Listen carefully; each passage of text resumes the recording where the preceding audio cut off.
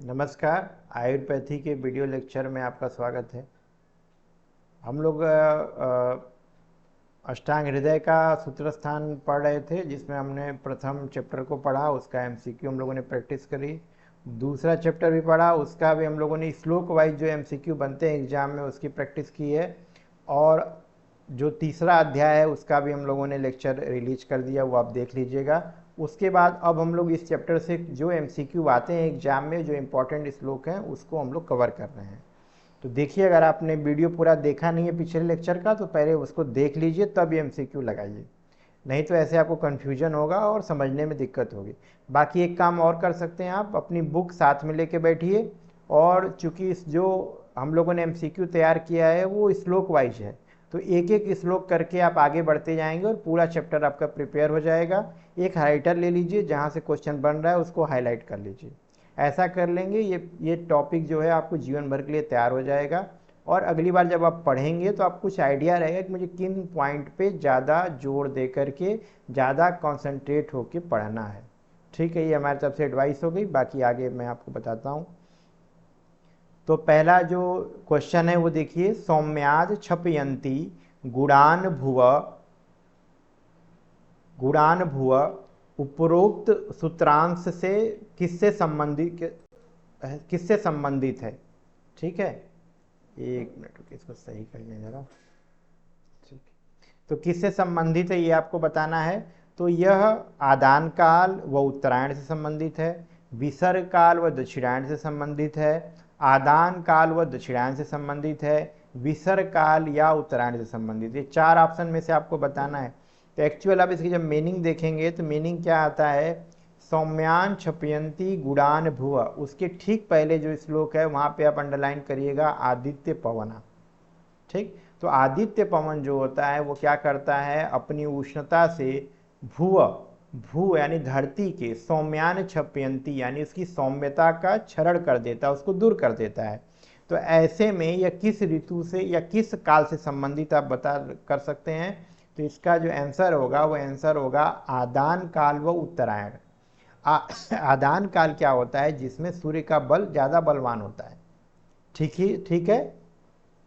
और विसर्ग काल में क्या होता है, चंद्रमा बलवान होता है। तो आदान काल की ऋतुएं क्या होती हैं, आदान काल की ऋतु जो है वो आपका होगा शिशिर, बसंत और ग्रीष्म। और विसर्ग काल की ऋतु क्या होती है आपकी, वर्षा, शरद और हेमंत। तो ये आदान काल और उत्तरायण से संबंधित श्लोक का अर्थ है, मीनिंग है, ये आप समझ लीजिए। ठीक है, अच्छा अब हम आगे देखते हैं। एक मिनट, इसको हाईलाइट कर दें। आदान काल, एक मिनट सॉरी, आदान काल, एक, इसका ऑप्शन क्या है, ऑप्शन ये है जहां पे आदित्य पौनम सौम्यानम क्षपयंती गुणान भुव, यानी आदान काल व उत्तरायण इसका आंसर है। ठीक, अब समझ में आ गया होगा। वो क्वेश्चन वो आप श्लोक खोलिए बुक में, वहां से मिलाइए। देन आता है आदान काल में क्रमशः रसों की उत्पत्ति का सही क्रम क्या है। ठीक, आदान काल की ऋतुएं आपको अगर पता होंगी तो वहां पे आपको आइडिया लग जाएगा कि इससे रसों की उत्पत्ति किस क्रम में होती है। आदान काल की ऋतुएं पहले क्या है ये बताइए, शिशिर, बसंत और ग्रीष्म। तो इसका जो आंसर होगा, आप देखेंगे शिशिर, बसंत, ग्रीष्म में क्या होता है, शिशिर में तिक्त रस बलवान होता है, बसंत में कसाय, और ग्रीष्म में क्या होता है, कटु रस बलवान होता है। तो तिक्त, कसाय और कटु, इसका आंसर क्या होगा, डी, तिक्त, कसाय और कटु। ठीक है, देन आता है विसर्ग काल में क्रमशः रस की उत्पत्ति का क्रम क्या होगा। अब रस की उत्पत्ति क्या होगा, तो इसमें आपका जो आता है, अगर आप सीक्वेंस आप देखेंगे तो इसमें जो आता है, कौन सी ऋतु आती है, ये देखिए, वर्षा, शरद, हेमंत। वर्षा, शरद, हेमंत में वर्षा में क्या आता है आपका, अम्ल आता है। ठीक है, और अम्ल के बाद फिर लवण आता है, और हेमंत में क्या होता है, मधुर रस बलवान होता है। तो इसका आंसर क्या होगा, आंसर होगा सी। ठीक है, नेक्स्ट चलें। अच्छा, इसको सॉल्व अगर कर पाएंगे तो एक तरह से सॉल्व कर सकते हैं। आप पहले क्या करिए, शिशिर, बसंत, ग्रीष्म, वर्षा, शरद और हेमंत, ये 6 आप लिख लीजिए पहले। ठीक, फिर इसको 2 भाग में डिवाइड कर लीजिए। ऊपर वाला आपका क्या है, आदान काल है, नीचे का क्या है, विसर्ग काल है। आपको रसों का क्रम पता है, मधुर, अम्ल, लवण, कटु, तिक्त, कषाय। तो आप सबसे पहले मधुर से स्टार्ट करिए, तो मधुर कहाँ आएगा, हेमंत में, यहाँ नीचे लिखिए मधुर, फिर यहाँ पे लिखिए अम्ल, फिर यहाँ पे लिखिए लवण, और यहाँ पे क्या लिखेंगे, कटु, फिर ऊपर आएंगे तिक्त, देन लिखेंगे आप कषाय। इसे लिखने में थोड़ी दिक्कत हो रही है, लेकिन आप इसको अपने हाथ से लिख लीजिएगा। तरीका क्या है, मधुर, अम्ल, लवण, ऐसे बना लीजिए, ये कटु, तिक्त, कषाय। तो ये इसको आप तैयार कर लेंगे तो ये क्वेश्चन आपका सॉल्व हो जाएगा। ठीक है, आगे चलें। आगे देखिए क्वेश्चन क्या है, मेघ वृष्टिया अनिले शीते शांत तापे महीतले। ठीक, तो ये किसका लक्षण है, आदान काल, वर्षा ऋतु, विसर्ग काल या हेमंत ऋतु। तो जब आप वहाँ देखेंगे तो ये किसके रिफरेंस में आता है, जब विसर्ग काल वो लक्षण बता रहे हैं उस समय बताते हैं विसर्ग काल में जब बारिश होती है, वर्षा शरद हेमंत जाहिर से उसकी ऋतुएं हैं, तो जब बारिश होती है तो क्या होता है, अनिल जो है वह जो ये वायु और जो धरती है इसका जो है गर्माहट जो है वो शांत हो जाती है। शांतम आते महीतले, शांत तापे महीतले। ठीक, अनिल शीतल हो जाएगा और जो धरती है वो क्या हो जाएगी, वह भी ताप, उसमें शांति हो जाएगी। ये विसर्ग काल का लक्षण है। ठीक, समझ में आ रहा है। अब आगे चलें। आगे है सीते ब्लैंक है वृष्टम घर में बलम मह्यतु शेषय। तो जो 6 ऋतु में हमारा बल होता है उससे संबंधित ये श्लोक है। तो इसमें क्या भरा जाएगा, सीते के बाद क्या आता है और वृष्टि घर में के बाद क्या आता है, ये आपको बताना है। तो एक्चुअल में क्या होता है, अब इसका ऑप्शन देखिए, अग्नेय अल्पम, अल्पम अग्नेय, अल्पम अल्पम, अग्रेयम अग्नेयम। तो क्या होगा, इसका जो आंसर है, इस श्लोक अगर आपको याद होगा तो सीते अग्नेय, सीते अग्नेय, वृष्टि घर में, अल्पम बलम, मह्यतु शेषय। ठीक, तो ये बताता है शिशिर, बसंत, ग्रीष्म, वर्षा, शरद, हेमंत, आप 6 ऋतुएं जब एक साथ रखेंगे तो जो सबसे ऊपर यानी कि शिशिर और हेमंत, शिशिर और हेमंत, उसमें क्या होता है, बल क्या होता है, अधिक होता है। तो सीते अग्न्य, अज्ञ मतलब ज्यादा बल होगा। उसके बाद वृष्टि घर्म, वृष्टि मतलब वर्षा, घर्म मतलब होता है ग्रीष्म ऋतु। इसमें क्या होता है आपका, वर्षा और ग्रीष्म ऋतु में क्या होता है, बल आपका अल्प होता है। वृष्टि घर में अल्पम, और बलम मह्यतु शेषय, तो शेष में क्या आ गया आपका, बसंत हो गया, और वहां पे क्या हो गया, शरद हो गया। तो इसमें क्या होगा, इसमें आपका शेष बल जो होता है वह मध्यम होता है। ठीक, तो याद हो जाएगा, शिशिर, बसंत, ग्रीष्म, वर्षा, शरद, हेमंत। तो जो आदि और अंत है उसमें बल अधिक होता है, जो बीच वाला रहता है उसमें बल कम होता है, और उस दोनों के मध्य में जो रहता है यानी कि दूसरा ऋतु और 5वां ऋतु, उसमें क्या होता है, बल आपका जो होता है वह मध्यम होता है। ठीक, तो याद रखिएगा। अब आते हैं 6 में। 6 में आप देखते हैं कि इसमें दिया है कि हेमंत ऋतु में सेव्य रस कौन सा है। तो कटु, तिक्त, कषाय, अम्ल, कषाय, कटु, कषाय, मधुर, अम्ल, लवण, कषाय, लवण, अम्ल, कौन सा रस आपको हेमंत में शुरू करना चाहिए, हेमंत में खाना चाहिए। तो हेमंत ऋतु में क्या होता है, वहाँ पे जो श्लोक लिखा हुआ है वह है स्वाद अम्ल लवणम, यानी मधुर अम्ल लवण का आपको इसमें सेवन करना चाहिए। ठीक, नेक्स्ट चलते हैं, देखते हैं। फिर आता है 7वां क्वेश्चन, भवंत ईंधनो धातुना पचत वायु अनुरेतित।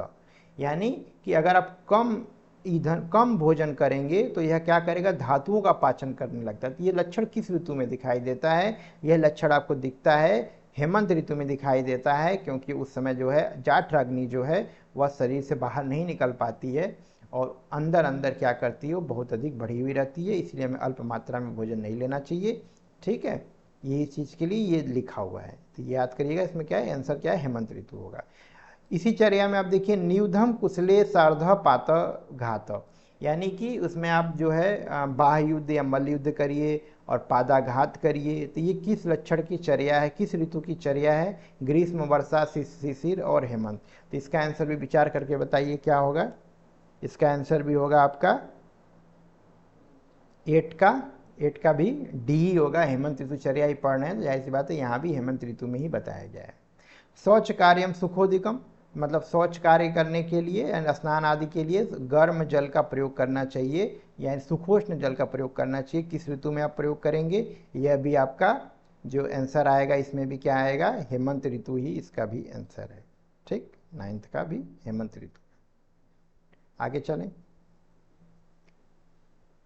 किसी क्वेश्चन का आंसर आपको अलग दिखता है या फिर डाउट रहता है तो आप कमेंट बॉक्स में ज़रूर लिखिएगा, गलत भी हो सकता है इसलिए आप मिलाइएगा, ठीक। बाकी हम लोग अपनी तरफ से 100% सही दे रहे हैं। किस ऋतुचर्या में वातनाशक तैलों का प्रयोग करना चाहिए? तो ये वातनाशक तैल से तैल अभ्यंग जो वगैरह दिया हुआ है वह भी क्या है आपका बेसिक जो है किस में करना चाहिए, वह है हेमंत ऋतु में दिया हुआ है वातअग्नम तैले अभ्यंगम मूर्धि तैलम।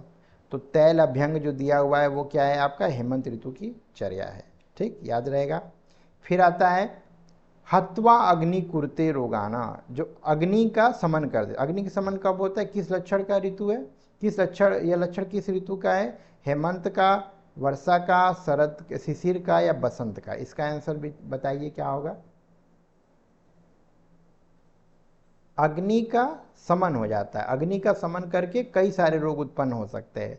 तो इसमें आपका जो आंसर आता है ये बसंत ऋतु का है, बहुत इंपॉर्टेंट है, इसको याद रखिएगा हमेशा। बसंत ऋतु में ऐसी स्थिति देखने को मिलती है कि अग्नि का जो नाश हो जाता है, बहुत सारे रोग उत्पन्न होते हैं, ठीक।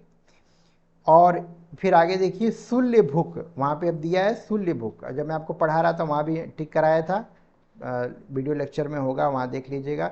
शूल्य भूख किस ऋतु में निर्देश है, तो ये भी आप बता देंगे, ये भी बसंत ऋतु में ही शूल्य भूख का निर्देश दिया गया है। जो मांस जो है वह सलाके में लगा करके गर्म करके या पका करके खाने का निर्देश आता है। देन आता है बसंत ऋतु में सेवनीय क्या है, तो वहाँ पे आप जब देखेंगे बसंत ऋतुचर्या जैसी खत्म होती है लास्ट में वहाँ पे लिखा है, तो ये सब दिया है मध्यमंबू, श्रृंग, बेरंबू, जल आम्बू, है ना, ये सभी उसमें सेवन करना चाहिए। तो इसका आंसर क्या होगा, आंसर होगा डी, ठीक। 14 का देखिए आसो अरिष्ट सीधु मार्दिक माधवान, ये किस उपरोक्त किस में सेवनीय है, ठीक है। उपरोक्त द्रव किस में सेवनीय है, हेमंत ऋतु में, वर्षा ऋतु में, बसंत ऋतु में, ग्रीष्म ऋतु में। तो इसका आंसर भी आपका क्या आता है, बसंत ऋतु ही आता है। बसंत ऋतु में आपको श्लोक में मिलेगा, वहाँ अंडरलाइन कर लीजिएगा, ठीक। अब आता है गोष्ठी कथा अभिश्च अभिमित्रम मध्यायम गमीत सुखी, ये किस ऋतु की चर्या है जिसमें बोला गया कि दोपहर के समय में या मध्याह्न के समय में आप बातें कथा कहानी सुनना और मित्रों के साथ बैठना, ये आपकी चर्या का पार्ट है। तो ये आपका किस में आता है, ये भी आपका आंसर जो है इसमें भी बसंत ऋतु में बताया गया है, ये भी याद रखिए, ग्रीष्म मत लगा दीजिएगा इसका आंसर, ठीक।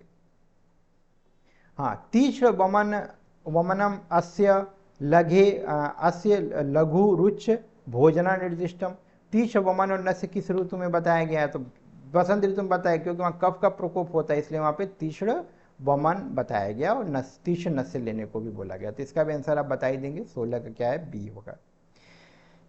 इसके बाद अब देखिए गुरु शीत दिवा स्वप्नम, गुरु शीत दिवा स्वप्नम अम्ल मधुरा प्रसिद्ध अम्ल मधुरा त्यजित, इनको सेवन नहीं करना चाहिए, किस ऋतु में बताया गया, इनको त्याग देना चाहिए, हेमंत, बसंत, ग्रीष्म और शिशुर। तो आप देखेंगे इस श्लोक में आप जाएंगे तो वहाँ पे देखेंगे, वहाँ पे टिक भी कराया हूँ, वहाँ पे क्या है, बसंत ऋतु में इसको जो है सेवन नहीं करना चाहिए, ठीक। सारंबु, सारंबु किस में बताया गया है, तो वही ऊपर वाला ही श्लोक है, उसी का ये पार्ट है। तो सारंबु भी आपका किस में बताया गया है, बसंत ऋतु में ही सेवन करने को बताया गया है। तो वहीं पे श्रृंग, बेरंबु, सारंबु ये सारा है वो बताया गया, ठीक। तो यहाँ तक हो गया है। अब देखते हैं 19 से। हाँ, प्रत्यहम क्षीयते श्लेष्मा तेन वायु विवर्धते, ठीक।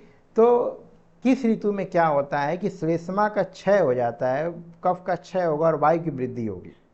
तो ये ऋतु किस ऋतु का लक्षण है, बहुत इंपॉर्टेंट क्वेश्चन है, ये आंसर आता है आपका इसका ग्रीष्म ऋतु। ग्रीष्म ऋतु में क्या होता है, कफ का क्षय होगा, वायु की वृद्धि होगी, तभी तो वायु का संचय होता है वहाँ पे, ठीक। फिर आता है पटु रस, किसका अन्य नाम है, तो पटु रस पर्याय होता है एक्चुअल में लवण रस का, तो ये याद रखिएगा। और मधुर रस के लिए स्वाद शब्द का प्रयोग उन्होंने किया है, ठीक, बागभट ने किया है। किस ऋतु में व्यायाम करना निषिद्ध है, तो शरद है, बसंत है, वर्षा है, तो इसका आंसर क्या है, ग्रीष्म ऋतु में जो है हमको व्यायाम नहीं करना चाहिए, ठीक। देन आता है ग्रीष्म ऋतु में किस रस की बहुलता का सेवन करना चाहिए, इसका आंसर अम्ल, तिक्त, कषाय, मधुर, बताओ क्या होगा। ग्रीष्म ऋतु में किस रस की बहुलता वाला अन्न का रस सेवन करना चाहिए अभी प्रेजेंट टाइम में, तो वीकनेस ज़्यादा रहती है, हमको मधुर रस की जरूरत होती है, तो मधुर रस का सेवन करना चाहिए, ठीक। तो गन्ने का रस वस मिलता है, इस समय आप पीजिए। लिहियात सत्तुन सशर्करान, सत्तू को क्या है, लिहियात यानी कि उसको अवलेह जैसा बना करके किस ऋतु में खाना चाहिए, इसका भी आंसर क्या होगा आपको पता है, बसंत अरे ग्रीष्म ऋतु में इसको प्रयोग करना चाहिए। ठीक। मध्यम न पेयम, पेयम स्वाल्पम सुबहुवारेगा, मध्य न पीजिए, या पीना हो तो अल्प पीजिए, अगर पी रहे हैं तो बहुत सारा जो है उसमें पानी मिला करके पीजिए। किस ऋतु में निर्देश किया गया है, ग्रीष्म ऋतु में। ठीक, ये तो आपको याद होना चाहिए, देखते ही लगा देना है। शशांक किरण भक्ष्यानम किस ऋतुचर्या में निर्दिष्ट है, शशांक किरण क्या होता है, एक भोज्य पदार्थ भी बोला जाता है, इसको किस ऋतु में आपको प्रयोग करना चाहिए, इसका आंसर बताइए 25 का, ग्रीष्म ऋतु में। शशांक किरण भक्ष्यानम ग्रीष्म ऋतु में, ये भी इंपॉर्टेंट है। तो आपका ये जो 24वां नंबर क्वेश्चन और 25वां नंबर क्वेश्चन इंपॉर्टेंट है, कई बार एग्जाम में आया हुआ है, याद रखिएगा। ग्रीष्म ऋतु में सेवनी क्षीर है, किस किस क्षीर का प्रयोग करना चाहिए, माहिस, गोक्षीर, अजाक्षीर, स्त्री क्षीर ऑप्शन दिया है, तो इसमें जो है माहिस क्षीर का विधान किया गया है। ठीक, क्योंकि ये शीतल होता है, गुरु तो है लेकिन शीतल भी है। निवृत्त कापम तंत्र सुसूक्ष्म तनुवास, पतले कपड़े पहन के रखना चाहिए, सुसूक्ष्म तनुवास रहना चाहिए, तो किसमें निर्देश किया गया है, इसका भी आंसर आप बता देंगे, आंसर जो है यह ग्रीष्म ऋतु का है। ठीक, किस ऋतु में दिवा स्वप्न निषिद्ध नहीं है, अन्य सभी ऋतुओं में ग्रीष्म दिवा स्वप्न मना किया गया है, केवल ग्रीष्म ऋतु ऐसा आता है जिसमें दिन में सोना रिकमेंड किया गया है, तो इसका आंसर क्या होगा, ग्रीष्म ऋतु। ठीक, अच्छा, किस ऋतु में साधारण चर्या का पालन का निर्देश दिया गया, छोटी सा श्लोक है, एक लाइन लिखा हुआ है, तो इसमें आप बताइए 29 का क्या होगा। 29 में आता है आपका वर्षा ऋतु। वर्षा ऋतु में बोला कि आप ऐसी चर्या रखिए जो किसी को प्रकोपित न करे, न वात को, न पित्त को, न कफ को, तो साधारण चर्या का प्रयोग करना चाहिए। वर्षा ऋतु में सेवनीय जल है, दिव्य कौप श्रित सभी, उपरोक्त सभी होगा आंसर। ठीक, व्यक्त अम्ल लवणम स्नेहम सशुष्कम क्षौद्रम लघुच, यानी कि थोड़ा सा लवण भोजन और स्नेहयुक्त भोजन लेना चाहिए, और मधु के साथ भोजन लेना चाहिए, लघु भोजन लेना चाहिए। किस ऋतु का में सेवनी है, इसका आंसर बताइए 31 का, वर्षा ऋतु, बसंत है, हाँ गुड, वर्षा ऋतु है। फिर आता है अपादचारी सुरभि संतप धूति धूपित अंबरम, ये किसकी चर्या है, तो बहुत आसानी से बता देंगे, मतलब नंगे पैर नहीं जाना चाहिए, और जो कपड़ों में अगरू आदि की धूपन करना चाहिए, तो किसकी चर्या है ये, बसंत, हेमंत, वर्षा, ग्रीष्म, वर्षा ऋतु। ठीक है,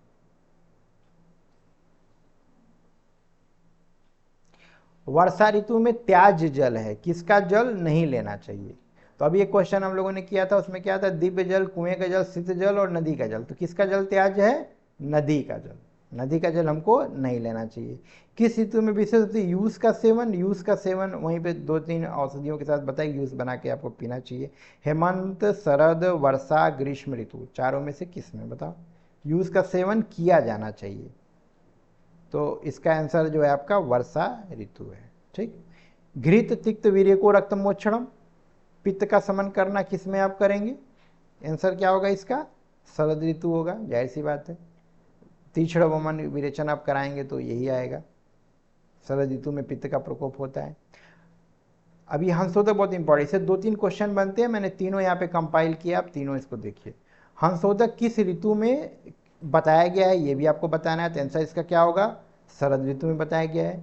तप्त तप्तांशु किरणे शीतम शीतांशु रश्मि भी, ठीक, मतलब सूर्य की किरणों से तपा हुआ और चंद्रमा किरणों से शीतल हुआ, ये किसके संदर्भ में कहा गया है, हंसोदक के संदर्भ में कहा गया है, इसी को हंसोदक भी बोला गया है।